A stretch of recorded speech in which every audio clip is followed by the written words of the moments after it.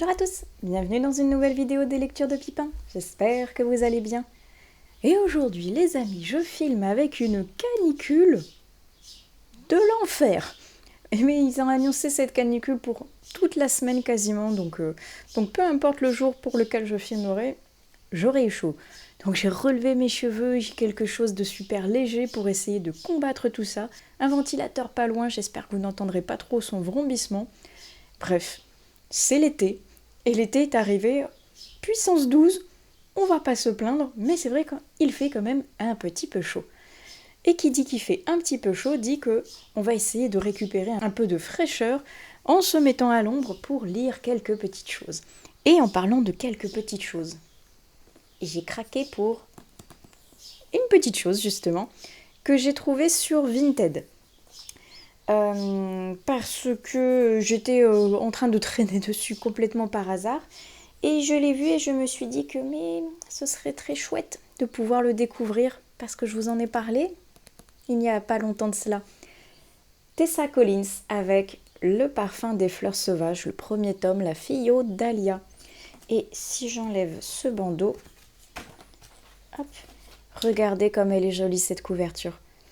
Elle fait assez printanière et estivale en même temps, je trouve, et ça me donne fortement envie d'aller me perdre dans ces contrées qui ont l'air magnifiques, très fleuries, et avec une histoire qui va être également emplie de secrets. Alors, le seul truc que je pourrais reprocher, c'est que la madame sur Vinted, elle avait marqué « très très bon état », avec un dos cassé, avec un cornement par ici, avec du noir par ici. On n'a pas tout à fait la même conception de très bon état, hein, j'ai envie de dire. Mais bon, il sera quand même lisible. Je vais faire attention de ne pas l'abîmer un peu plus. Mais j'ai l'impression que certaines personnes, peut-être même sans le faire exprès, mais sont assez loin du concept de très bon état qu'ils annoncent. Je suis désolée, il est taché, il est un peu corné, le dos est cassé. Moi, j'appelle pas ça un très bon état, quoi. Bon, qu'importe. Je l'ai reçu, je vais pouvoir le lire et je vais en prendre plus soin que l'ancienne propriétaire. Tout du moins, je l'espère. Et sinon, sur cette séquence, j'ai marqué 2-3 choses sur mon petit carnet dont il faut que je vous parle. La première, c'est que je me suis rendu compte que finalement, je vous ai parlé du challenge du mois de la fantaisie organisé par Stéphanie de la chaîne Pikiti Bookin. Je vous ai montré ma palle, mais je ne vous ai pas fait de bilan. Et je pense que je ne vous ferai pas de bilan, tout simplement parce que ce mois de la fantaisie, comme son nom l'indique, est sur un mois, et que sur un mois, je n'ai pu lire qu'un seul livre, parmi toute la sélection que proposait le challenge. Alors je m'y attendais un petit peu, franchement je l'avais fait pour pouvoir soutenir Pikiti parce que j'aime beaucoup ce qu'elle fait, mais honnêtement je le savais et je pense que je vous en avais même parlé au niveau de la vidéo de présentation, comme quoi je n'allais pas avoir le temps de lire tout ça. Et en plus, le seul et unique livre que j'ai lu, c'est L'Empire des damnés qui faisait plus de 1000 pages. Autant vous dire que je me suis auto-flingué le challenge. Mais qu'importe, ce n'est pas grave. Sachez juste que donc, sur toutes les lectures que je vous avais présentées, je n'en ai lu qu'un. Si jamais vous ne vous rappelez plus des lectures dont je vous avais parlé, je vous inviterai à aller quelque part dans le petit i pour regarder la fameuse vidéo de présentation. Et sinon, on va enchaîner avec un SP qui aurait très bien pu rentrer pour ce fameux mois de la fantaisie, parce qu'il parlait notamment de magie, avec La Tour des Dragons. C'est le premier tome d'une saga qui doit en compter au moins 5, si je ne me trompe pas, et qui est assez original, point de vue que c'est un mix entre, on va dire, le monde des humains sans magie et le monde des magiciens. Il y a un petit clin d'œil à une certaine saga très connue, je ne sais pas si vous avez deviné de laquelle il s'agit, mais en tout cas, on est sur un héros qui est donc humain, qui possède un talent pour la magie, mais qui est entraîné par l'armée française et par les services secrets français pour pouvoir infiltrer le monde de la magie.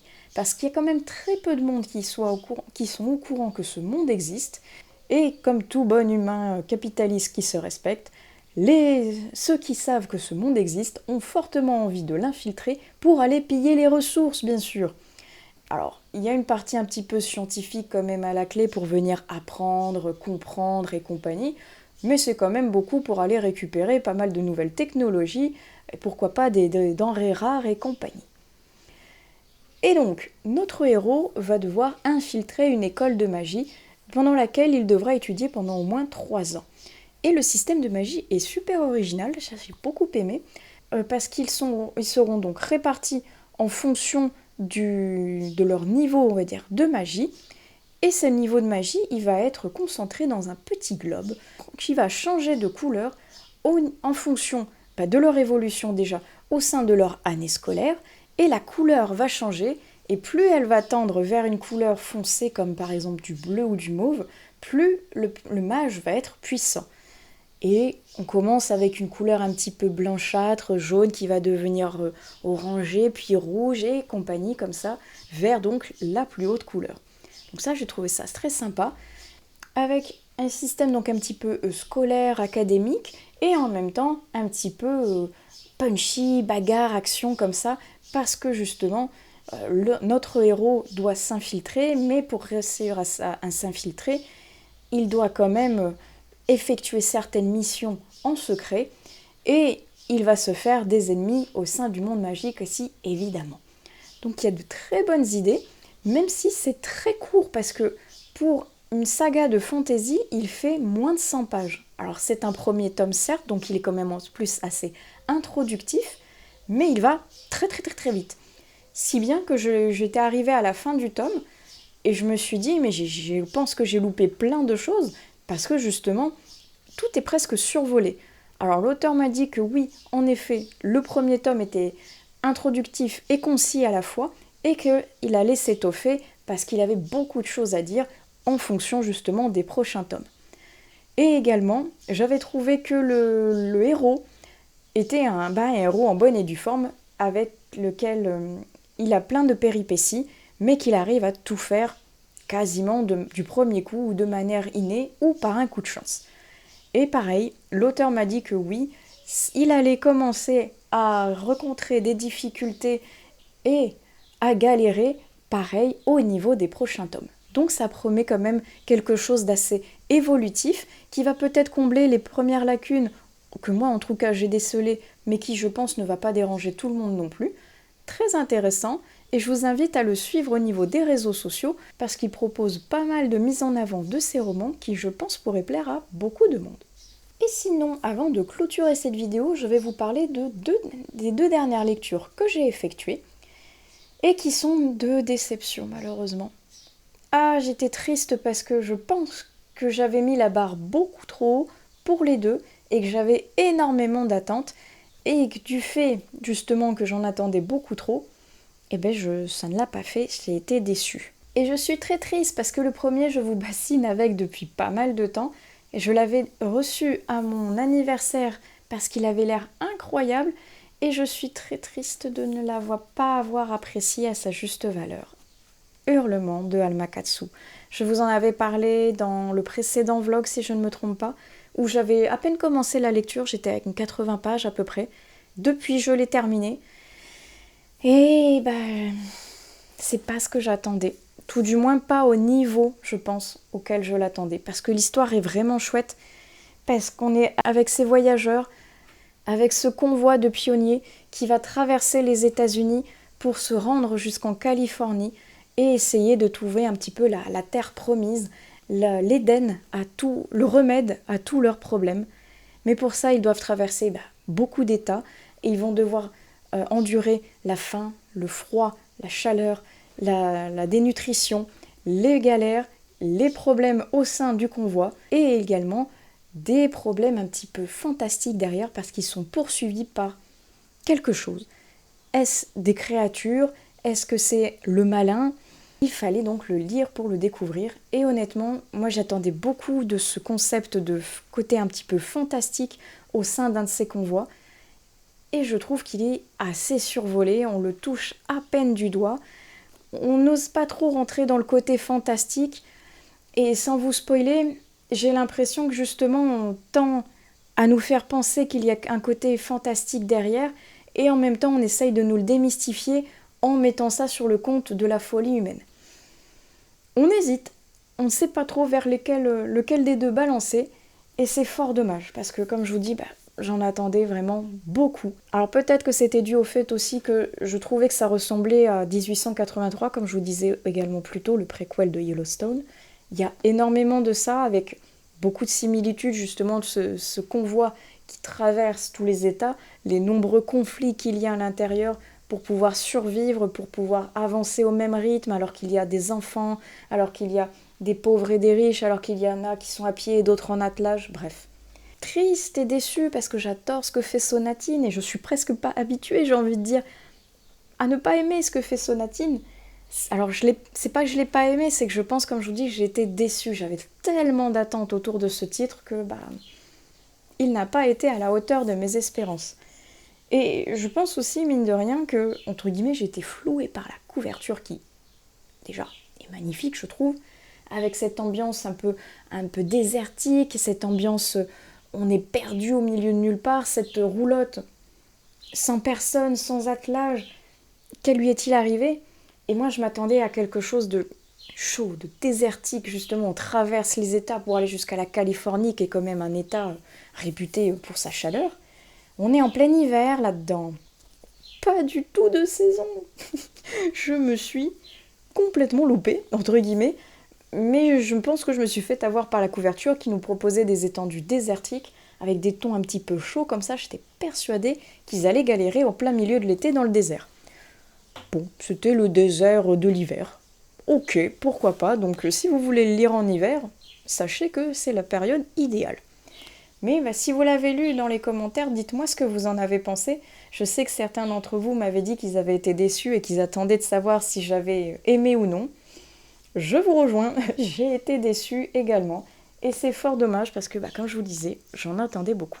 Et également, j'ai terminé La Psy de Frida McFadden en version audio. Je l'avais acheté parce que j'avais des crédits sur Audible.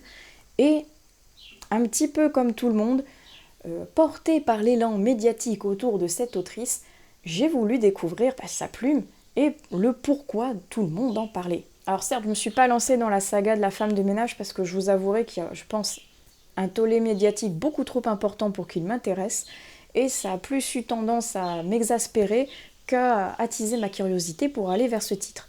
Donc lui, il ne m'intéressait pas spécialement. La prof, qui est son dernier roman qui vient de sortir, ne m'intéressait pas plus que ça non plus. Mais par contre, La Psy m'intriguait beaucoup du fait justement de son aspect assez psychologique.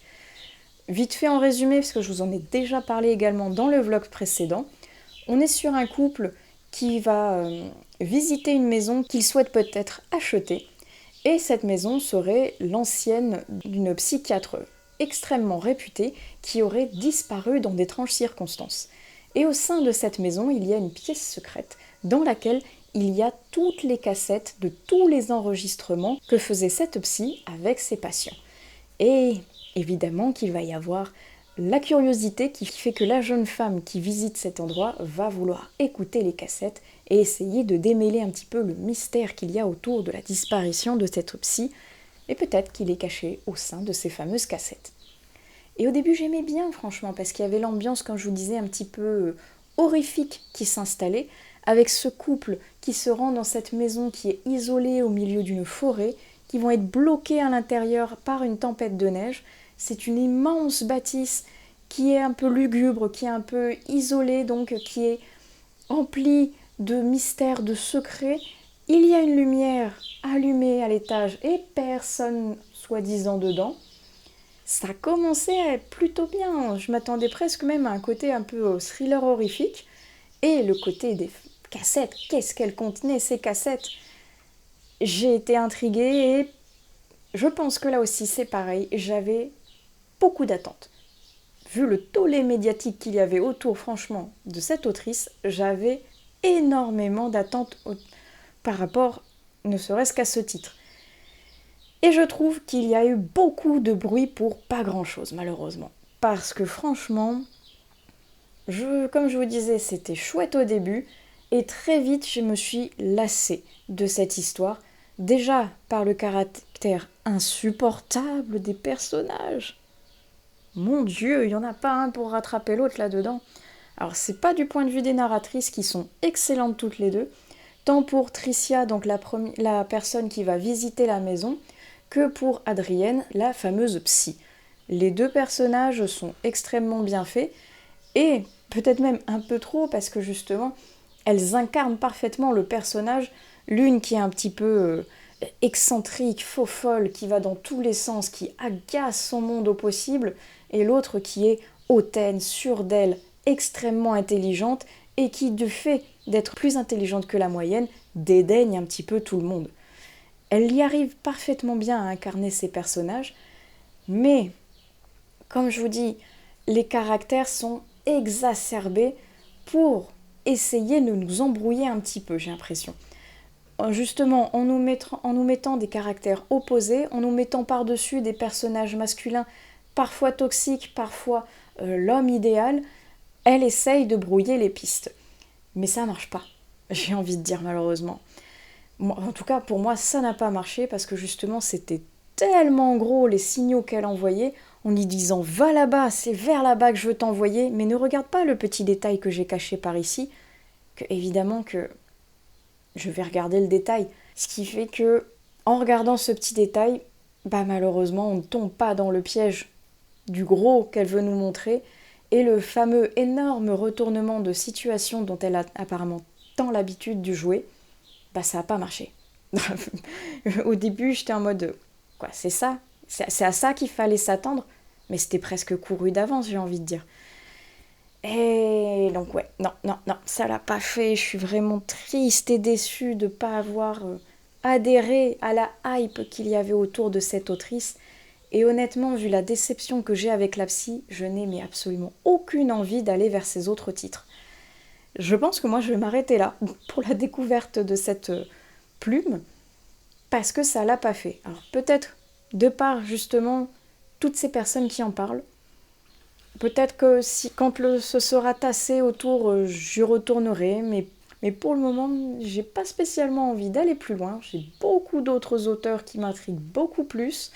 Et alors, elle m'aura permis de valider la lettre M dans mon ABC Thriller Polar Challenge quand même, mais malheureusement, ça l'a pas fait.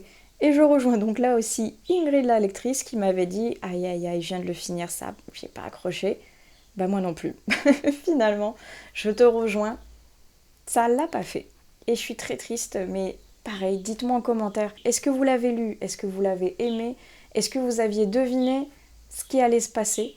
Racontez-moi tout. Moi en tout cas, je suis vraiment très triste d'avoir été déçue par ces deux titres. Et je vais couper cette séquence ici, parce que j'ai d'autres vidéos à aller tourner, et certaines que je dois même scripter. Donc, je vous laisse pour cette séquence-ci, et on se retrouve plus tard. Recoucou tout le monde, je vous reprends pour une nouvelle séquence, et j'ai des choses à vous dire qui sont assez tristes pour la plupart, malheureusement. Je vois une petite pile à côté de moi, donc on va parler tous ensemble de ce que je vous ai préparé. On va commencer par du positif, parce que comme je vous dis, après, j'ai des choses un peu bof, un peu tristes, un peu qui ne vont pas. Donc on va en parler plus tard. Commençons par un SP qui est une suite. Vous aviez déjà entendu parler, il y a un petit peu plus tôt dans l'année, si je ne me trompe pas, de ceci. Ketchup de Charles, l'écrivain des Gémeaux. Je vous disais, c'était une nouvelle, donc quelque chose d'assez petit, qui était, illustrée, avec une présentation super aérée. Et bien devinez quoi? Il a fait la suite avec mayonnaise. Ketchup et mayonnaise. Non, vous ne rêvez pas. Ce sont bien les deux condiments qui sont les titres de cette saga. Et mayonnaise en plus, c'est le nom du héros dans ce tome-ci. Donc rien ne va plus, l'auteur se lâche complètement et arrive une fois de plus avec quelque chose de totalement inattendu. Parce qu'un héros qui s'appelle mayonnaise, honnêtement, pour mon cas, c'est la première fois que je vois ça. Et mayonnaise, il est pareil, écrit de manière très aérée, avec de très jolies illustrations, une fois de plus qui viennent jalonner. Hop, il y en a une par ici. Le récit. Il les a dédicacés, donc c'est très gentil, merci à lui. Et il est un petit peu plus gros, vous voyez, que le tome précédent. Et honnêtement, je me demande si après celui-ci, il y aura un tome 3. Est-ce qu'il s'appellera moutarde sauce samouraï ou béarnaise? Je ne sais pas, mais en tout cas, à la fin de celui-ci, une fois de plus, C'était quelque chose de totalement inattendu. Et il n'a même pas de résumé à l'arrière du roman, et celui que vous pouvez trouver sur internet ne vous aidera absolument pas à savoir ce qu'il y a à l'intérieur de ce récit. Laissez-moi donc vous conter l'histoire de Mayonnaise. Alors, Mr. Mayo, c'est un jeune garçon qui aspire à devenir écrivain. Et pour cela, il nous conte son histoire, celle de sa famille, de ses parents, de ses amis, à l'intérieur d'un carnet où il écrit justement ce qu'il ressent, ce qu'il pense, ce qu'il a envie ou pas envie de faire, le bon comme le moins bon, le positif comme donc le négatif. Et on suit donc son histoire à travers ce petit carnet et à travers une quête cruciale, mais totalement une fois de plus inattendue, parce que notre jeune héros a envie de plaire à une jeune fille. Et pour lui plaire, elle va lui confier une mission de la plus haute importance qui est de récupérer des ingrédients pour pouvoir créer une recette. Je vous laisserai découvrir bien évidemment de quelle recette il s'agit à la fin du livre, et nous allons donc suivre Mr. Mayo à travers cette double quête, celle de devenir écrivain et celle de rassembler les ingrédients pour cette recette mystère. Et ce que j'ai trouvé très chouette et super original, c'est qu'on en apprend plus à la fois sur le personnage principal, ainsi que sur de nombreux autres protagonistes qu'il va rencontrer au fur et à mesure de son aventure, parce que donc il écrit son histoire dans son carnet, mais à chaque fois qu'il va rencontrer un personnage, ce fameux personnage va lui prendre son carnet, va le lire et va écrire quelque chose lui aussi, ajouter sa petite patte, sa touche personnelle à l'intérieur du carnet. Et cette action va venir nous en dire un peu plus sur le dit personnage qui est en train d'écrire, mais également sur Mr. Mayo. Parce que Monsieur Mayonnaise, il cache pas mal de choses dont on ne pourrait pas se douter au premier abord. Parce qu'une fois de plus, l'auteur est très fort. Il nous emmène d'un côté, il nous berce par justement cette quête des ingrédients, par ces personnages que l'on a envie de connaître et on a envie de savoir comment ils vont prendre le carnet pour pouvoir inscrire leur histoire à l'intérieur. Et au fur et à mesure, on sent que ça prend un tournant un petit peu différent. On arrive un peu plus dans du sombre, dans du message dissimulé et retranscrit par la plume de l'auteur, comme il sait si bien le faire, et on arrive sur quelque chose de totalement inattendu derrière. Et c'est là que je vous dis, au vu de la fin, moi ça ne m'étonnerait presque pas qu'il y ait une suite et qu'il y aurait peut-être d'autres condiments à venir ajouter à cette saga. Et comme je vous disais également, c'est un tome 2, suite de Ketchup. Si vous ne l'avez pas lu, Ketchup, en soi, ce n'est pas très très grave parce que l'auteur arrive à nous expliquer un petit peu certaines situations qu'il y avait dans le premier tome, mais honnêtement, je vous recommande de l'avoir lu parce qu'il y a certains personnages que l'on va retrouver à l'intérieur de Mayonnaise et ce serait mieux d'avoir connu l'épopée de ce premier tome pour pleinement comprendre l'enjeu qu'il y a des personnages à l'intérieur de Mayonnaise. Donc, pour le moment, c'est une duologie, et honnêtement, c'est une duologie qui est toute petite, donc qui se lit très vite, qui en plus est illustrée, donc se lit encore plus vite. C'est du what the fuck à certains moments, mais c'est du what the fuck qui se lit très très bien. Très sympa, franchement, moi j'ai passé un bon moment. Et là, vous voyez, le premier tome est dédié à Molière et le second à Victor Hugo, donc c'est pareil. Il y a tant de condiments et tant d'auteurs vers lesquels il pourrait faire une dédicace que possible qu'il n'y en ait pas que deux. Voilà, ça c'était la petite minute SP. J'en ai d'autres en cours actuellement, mais je ne les ai pas encore terminées, donc je pense que ce sera pour une prochaine séquence, voire vidéo, suivant déjà la longueur de celle-ci et ma rapidité à pouvoir les lire. Mais j'ai d'autres choses à vous présenter par ici, et c'est notamment des lectures que j'ai faites parce que je les ai empruntées à ma médiathèque. Alors, laissez-moi vous présenter une série de graphiques, et je vous expliquerai pourquoi il n'y a que des graphiques pour le moment. Dans un précédent vlog, je vous disais que j'avais emprunté donc ceci à la médiathèque. Il s'agit là de Harfang de Aurore, et c'est publié chez les éditions Delcourt. Regardez le petit Harfang trop mignon par ici. Et j'adore le style de Aurore parce que elle dessine super bien. La prestance des personnages, la colorisation, même le changement de chapitre, tout est vraiment super chouette. L'histoire est, vous voyez, la mise en page, le souci du détail, elle fait des choses absolument incroyables. Moi, j'aime beaucoup Aurore Et celui-ci, je ne le connaissais pas, donc je suis ravie d'avoir pu le découvrir à ma médiathèque. Et c'était super sympa. On est dans quelque chose d'assez un peu croisé entre mythologie et fantastique, entre les pays un petit peu asiatiques comme la Chine, la Mongolie, la Corée. Très sympa. Et laissez-moi vous parler du résumé avec ce petit enfant beaucoup trop mignon. La vallée de Geumji est maudite. On dit qu'une sorcière habite les ruines du château et que tous ceux qui s'approchent sont prisonniers à jamais. Lorsque Lynette disparaît, son fiancé va tout risquer pour la sauver, quel qu'en soit le prix. Donc on est dans un résumé qui est vraiment assez court et qui ressemble à une quête dite classique dans un milieu de fantaisie. Mais la plume et la délicatesse du trait, la beauté de la colorisation et comme je vous dis, l'importance de la mise en scène fait que, qu'est-ce que c'était chouette. J'ai beaucoup aimé cette histoire qui presque est trop courte, j'aurais voulu rester encore plus avec les personnages, en avoir plus surtout au vu de la fin, qui promettait quelque chose d'assez épique. Aurore est vraiment douée pour écrire et dessiner des histoires. J'aime beaucoup et ça me donne envie de me replonger dans les autres titres que j'ai d'elle. J'ai également envie de vous parler de ce gros bébé qu'est Vert. Vert, c'est de Patrick Lacan et Marion Besançon et c'est publié aux éditions Rue de Sèvres. Et outre cette couverture qui est légèrement shiny, que je trouve magnifique, j'ai aimé l'originalité, tant déjà de l'histoire que à l'intérieur, tout le roman graphique est en noir et blanc, sauf la dernière partie, qui devient colorisée et qui est tout dans les tons de vert, comme l'indique le titre. Parce qu'à l'intérieur, on est dans un roman à mi-chemin entre la science-fiction, le post-apo et l'écologique. Et il y a d'ailleurs beaucoup de situations qui rappellent une certaine pandémie qui nous a touchés il n'y a pas si longtemps que ça finalement.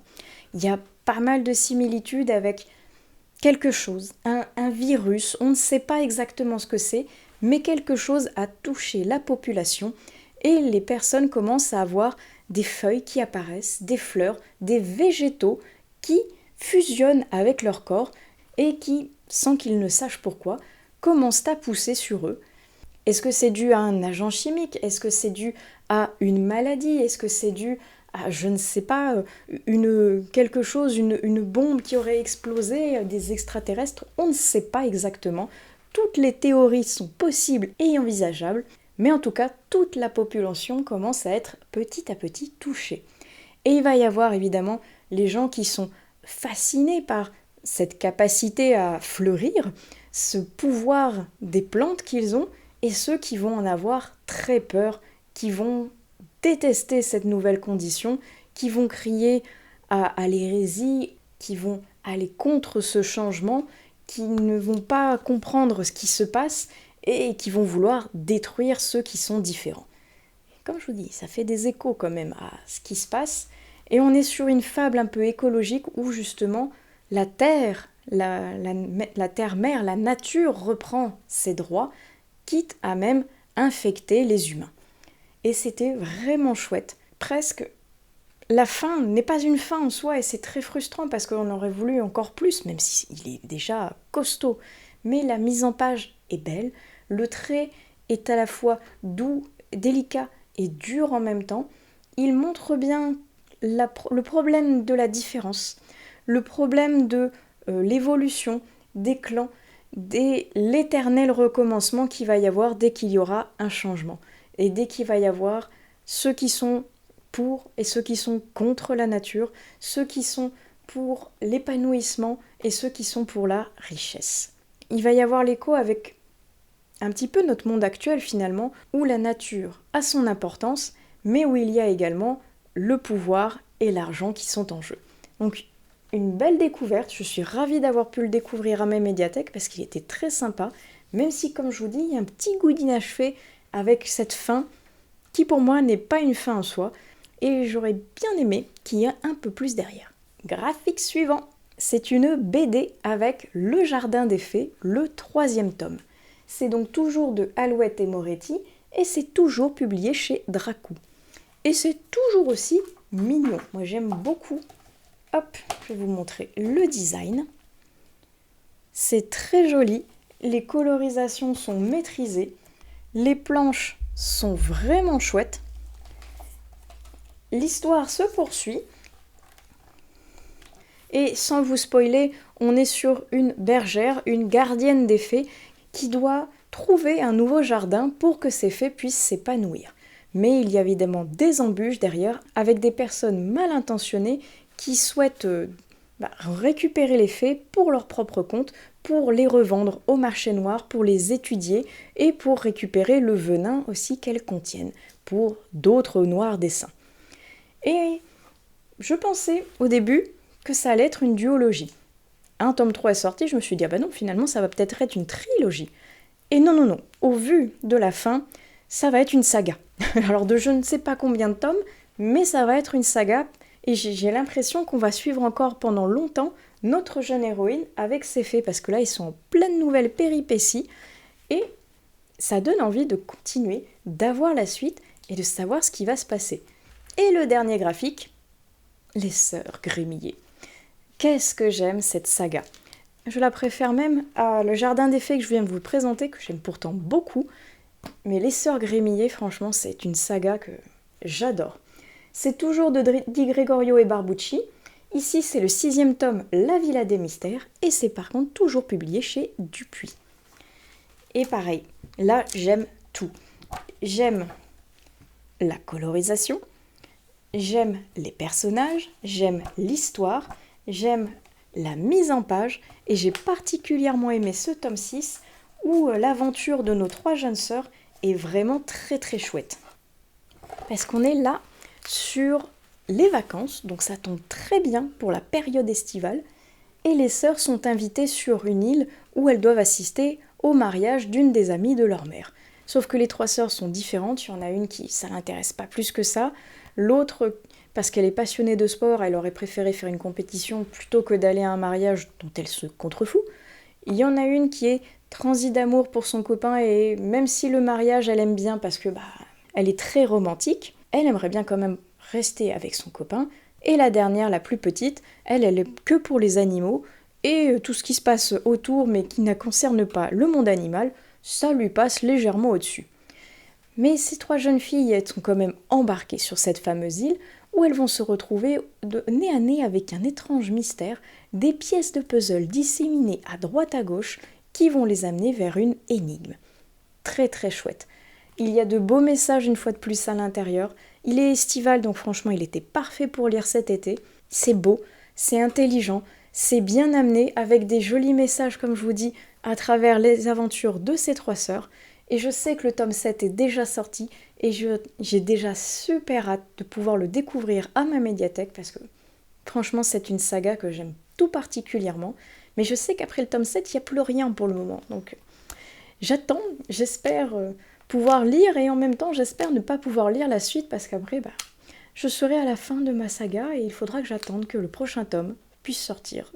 Et ça, c'était la partie, comme je vous disais, un petit peu des réjouissances, parce que c'était les choses que j'ai apprécié lire, qui étaient chouettes, qui ont donné du baume au cœur, parce qu'il fait beau, ça sent bon l'été, et ça s'arrête là. Parce que les autres lectures que j'ai faites, un petit peu comme la première partie de cette vidéo où j'ai été déçue, là, un petit peu aussi.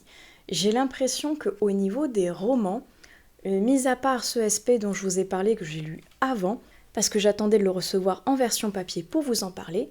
Mais, donc, toutes les lectures papier que je fais actuellement, soit elles me déçoivent, soit j'arrive pas à rentrer dedans, et je lutte pour pouvoir lire, et c'est fortement embêtant, franchement, je ne sais pas ce qui m'arrive, mais laissez-moi vous parler déjà de celle-ci, qui est une lecture qui, pareil, j'avais empruntée à ma médiathèque, et que je brûlais de découvrir parce que ça avait l'air génial. Feu dans la plaine de Olivier Ciesielski. Toujours dur à prononcer, je suis désolée, et c'est publié chez le Rouergue Noir. Cette couverture est absolument sublime, mais c'est le seul truc que j'ai trouvé chouette, finalement. Et je suis triste et déçue en même temps parce que je pense que pareil, j'en ai beaucoup entendu parler en bien, et du fait d'en avoir entendu parler, ça me donnait envie et j'avais vraiment des attentes. qui n'ont pas été comblés. Parce que là, on est sur un ancien militaire qui a envie de vivre seul, en ermite, au fin fond de sa campagne, sur une montagne qui surplombe un village, où sa seule compagnie sont les animaux sauvages. Il tolère quand même la présence d'une de ses voisines, parce que c'est le seul, on va dire, lien qui le rattache directement à la civilisation, parce qu'il repousse constamment le fait d'aller au village, ne serait-ce que pour faire des courses. Voir des gens se mêler à la civilisation, c'est pas son truc. Alors, il va avoir en plus un double problème.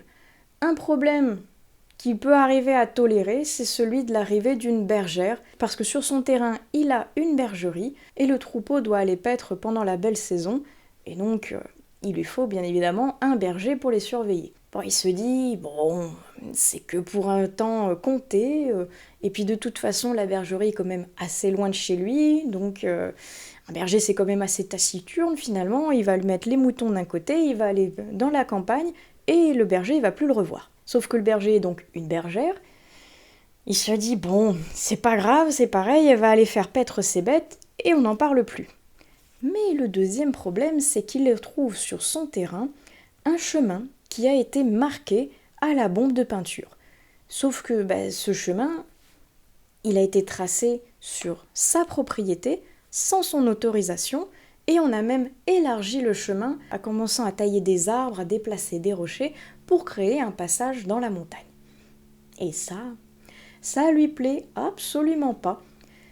Et donc il va engager une lutte avec la mairie contre les personnes qui ont ouvert ce chemin sans autorisation. Le problème, c'est que ces personnes-là sont des chasseurs, et ces chasseurs sont implantés de manière assez haute dans la société. Et notamment, il y a le maire, il y a un grand médecin, il y a des avocats, et donc ils sont au-dessus des lois finalement. Et ça va partir en cacahuète totale. J'ai pas compris. J'ai pas compris pourquoi ça a dégénéré au bout de même pas 3 chapitres. J'étais là, mais c'est une escalade tellement illogique. Je comprends pas. Les gars, ils étaient partis pour discuter un petit peu de manière virile, certes, parce que le gars, il se sent floué quand même, c'est sa propriété. Même si t'es chasseur et que tu vas traverser juste pour aller chasser plus loin, tu demandes l'autorisation. Les chasseurs, ils sont en mode, la nature, elle est un peu à tout le monde. Alors oui, on n'a pas demandé l'autorisation, mais c'est un chemin qui existe depuis X temps, donc bien avant que le monsieur y vienne sur cette propriété. Donc ils n'ont fait que réouvrir un chemin. Et puis de toute façon, le maire s'en fiche un peu, il y a des problèmes quand même plus importants que ça. Et après, l'escalade. Mais l'escalade, plus. Parce que, sans vous spoiler, on va partir sur des fusillades, sur des bagarres, sur des propriétés qui flambent, sur des gens qui veulent tuer les autres. Je dis, mais attendez, il a juste mis de la peinture sur un arbre, mais qu'est-ce qui s'est passé en 3 chapitres? Et c'est la fuite/vengeance de ce personnage à travers les montagnes, mais de manière tellement... what? J'ai pas compris le but de ce livre. Et je suis triste de ne pas l'avoir compris. Je suis passée complètement à côté parce que ça me paraît illogique presque cette escalade de la violence, de l'incompréhension, de tout en fait. Et c'est dommage parce que ça partait d'un truc super chouette. Et non, j'ai pas compris ni l'intérêt ni le but de cette histoire malheureusement, donc je suis passée complètement à côté. De même que le deuxième livre que je vous disais que j'avais pris également à la médiathèque en même temps que le précédent, celui qui a vu la forêt grandir de Lina Nordquist, publié ici chez 10-18. Oui, chez 10-18. La plume est belle, l'histoire est intéressante, mais c'est lent. J'arrive pas à rentrer dans l'histoire. Alors, peut-être parce que ça se passe pas à la bonne saison, même si c'est un argument un petit peu bidon, j'ai envie de dire. Et pourtant, je comprends pas, parce que j'aime la plume, j'aime le concept, j'aime le côté un petit peu mélange entre historique et présent, entre côté un petit peu mystérieux, secrets familiaux. J'aime ça d'habitude, c'est le genre d'histoire qui match avec moi. Et là, j'arrive pas à rentrer dedans. Alors, est-ce que c'est pas le bon moment? Est-ce que j'ai l'esprit dans un autre style actuellement? Je ne sais pas, mais... Et pourtant, j'en ai entendu pareil, des bonnes critiques de celui-ci, donc je ne comprends pas ce qui se passe avec moi. Je suis pas allée très loin, je l'ai abandonné à 100 pages et quelques. Et pourtant, comme je vous dis, c'est quelque chose qui pourrait matcher et j'aime la plume, donc je comprends pas. J'essaierai peut-être, je pense, de le relire plus tard, dans l'année ou plus tard encore, quand le moment deviendra opportun, je ne sais pas. Mais là, pour le moment, en tout cas, ça ne le fait pas. Je ne sais pas. Dites-moi dans les commentaires, déjà, est-ce que vous l'avez lu et qu'est-ce que vous en avez pensé? Et sinon, est-ce que ça vous arrive des fois d'avoir ce genre de bug, j'ai envie de dire, où tout ce que vous lisez, bah, vous avez l'impression de passer à côté? En ce moment, j'ai l'impression que c'est ça. Dès que j'ouvre un roman, déjà, j'ai un double problème.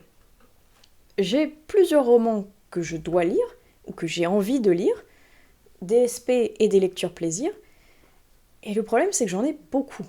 Et j'en ai presque tellement que je ne sais même plus par lequel commencer, par lequel j'ai vraiment envie de lire en fait. Je sais pas si c'est très français ce que j'ai dit, mais vous voyez un peu le concept. Et peut-être que du fait que justement j'ai plein de choses à lire et que j'arrive pas spécialement à me décider et à me focaliser sur une lecture, bah peut-être que je passe à côté parce que justement l'esprit n'est pas focus sur celle-ci, il est déjà en train de réfléchir à la prochaine que je dois faire.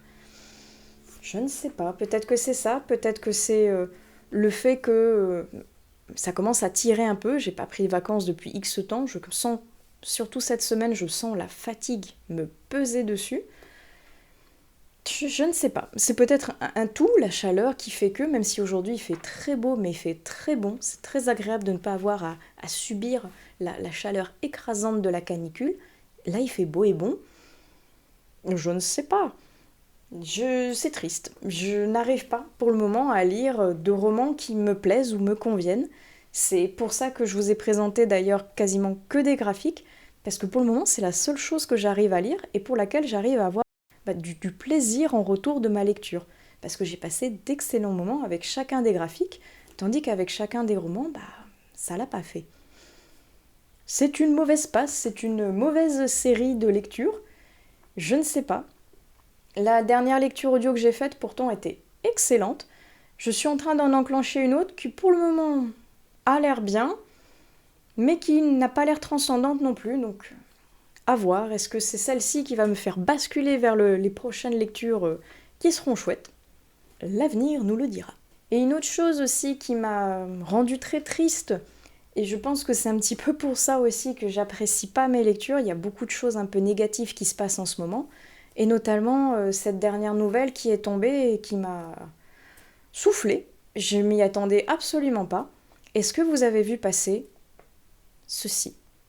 Ceci, c'est les éditions du Chat Noir qui vont fermer en 2026. Je comprends pas pourquoi. De mon point de vue, c'est une maison d'édition avec une ligne éditoriale incroyable, unique, qui a un catalogue, vous voyez, avec beaucoup de styles, beaucoup de choix, tant pour les adultes que les young adultes, que même les plus petits, tant au niveau de la fantasy que du dark, que du light, j'ai envie de dire, que presque de la réécriture de contes, du LGBT, il y a pour tous les goûts. Et honnêtement, vous voyez là ma collection des éditions du Chat Noir. À chaque fois, j'ai quasiment eu une très belle expérience de lecture. Et j'avais l'impression que ça matchait bien justement parce qu'il y a beaucoup de personnes qui en disent du bien sur les réseaux. Et franchement, je suis tombée des nues avec cette nouvelle, triste nouvelle, parce que j'adore les éditions du Chat Noir. Et comme je vous disais, c'est une ligne éditoriale unique. Personne d'autre ne fait ce que fait les éditions du Chat Noir. Même s'il y a un petit peu Octoquill et le nouveau label Cœur de Ronce qui s'en rapprochent un peu. Mais honnêtement, j'ai envie de dire que Chat Noir, c'est le pionnier dans la fantasy, la dark fantasy, et tout ce côté un petit peu sombre, ésotérique, mystique.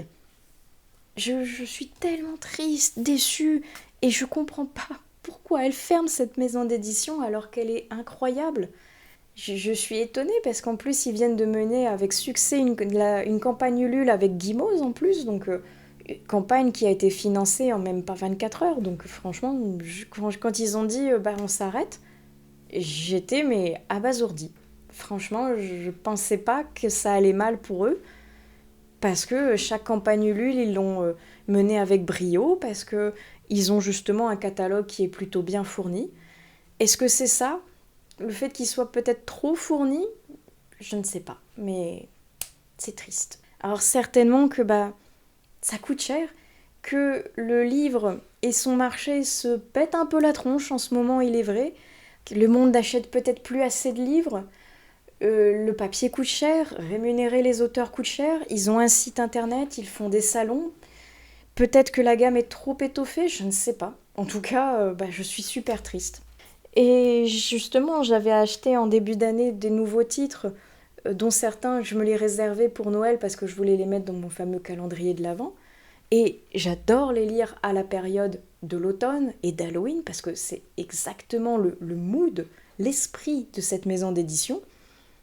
Et savoir que bah, je ne les aurai plus dans pas longtemps, bah, ça fait un coup, je trouve, parce que c'est une maison d'édition à laquelle j'étais vraiment attachée. Je les ai pas tous, on est d'accord, mais bah, je l'aime bien. Et je suis triste parce que ça fait une énième maison d'édition qui tombe. Et franchement, une comme celle-ci qui était pionnière, j'ai l'impression que c'est vraiment improbable. Je suis triste. Vraiment, je suis triste. Il y a beaucoup de maisons d'édition comme ça qui, presque du jour au lendemain, doivent mettre la clé sous la porte parce que c'est trop compliqué, trop cher, parce qu'il y a des changements au niveau de la vie des personnes.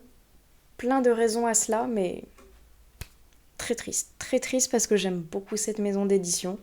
C'est la vie, hein, malheureusement, mais bah, racontez-moi au niveau des commentaires, est-ce que vous aimiez vous aussi cette maison d'édition? Est-ce que vous avez su comme quoi elle allait fermer? Moi, je suis triste et choquée. C'est une perte, franchement, dans ma vie de lectrice qui aimait beaucoup cette ligne éditoriale. On verra, on va suivre les news au niveau de ce qui va se passer pour après. Je vais couper ici, sur cette séquence triste donc, entre des lectures bof qui m'ont pas convaincue, entre mon état d'esprit en ce moment qui fait que bah, j'ai l'impression que chaque roman, ça ne va pas. Là, à la fermeture du Chat Noir, quelle déception, quelle tristesse. J'espère que la prochaine séquence, au vu du timing, j'espère qu'il y en aura une autre, mais sera plus positive en tout cas. Je vais donc vous laisser ici et on va repartir sur de bonnes bases pour la prochaine séquence.